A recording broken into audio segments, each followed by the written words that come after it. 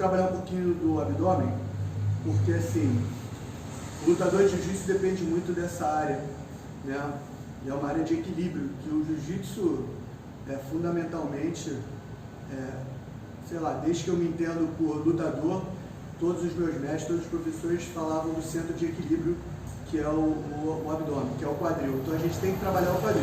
Então a gente vai fazer um trabalho aqui, vai ser bem legal, a gente pode fazer, aumentar até um pouquinho de série, que é o abdômen sendo trabalhado, fechando o triângulo.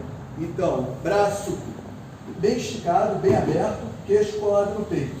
O que sai, o que projeta nas laterais é o impulso do quadril, é a alavanca. Ó, impulsionei, fechei sempre o triângulo para fora.